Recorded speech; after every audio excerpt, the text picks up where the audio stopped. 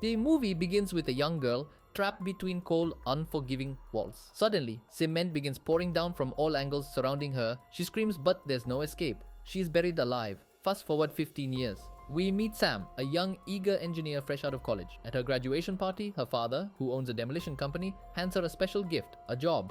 But it's not just any job. She's asked to supervise the demolition of a huge, mysterious building located out in the middle of nowhere. If she succeeds, she'll become her father's partner. The building is an architectural marvel, designed by Joseph Malestrazza, an eccentric architect obsessed with Egyptian architecture. Sam arrives at the Malestrazza building, greeted by Mary, the caretaker, and her son, Jimmy, a shy, withdrawn kid. Jimmy helps her settle in and warns her about the rules. Stay off the 8th floor and avoid the roof. As Sam walks to her apartment, she notices a door labeled Julie's room. Curiosity gets the better of her. Later, she meets Mary again and asks about the tenants still living in the building. Mary explains that only 4 remain, she and Jimmy included. Most have been evicted, but 2 refuse to leave.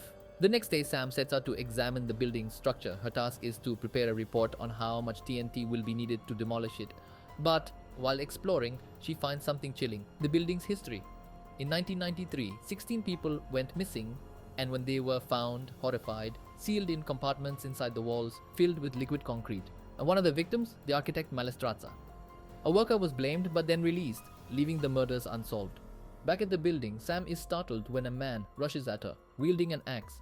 It turns out he's one of the tenants, furious about the building's impending destruction. Later, Jimmy takes Sam to the forbidden 8th floor. He tells her the dark history of the building. Malestrazza's body was found in the walls, his face barely recognizable, torn apart by the cement. Even worse, one of the victims was a little girl named Julie, the girl from the opening scene.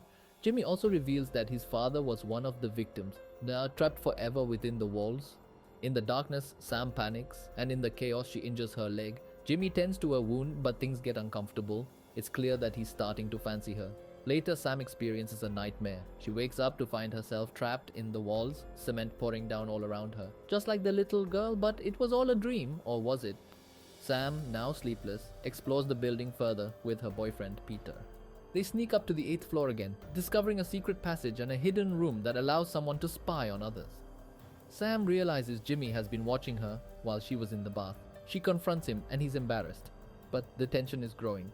The following day, Sam begins to prepare to leave the building, but not before discovering an unsettling secret from the architect's journal.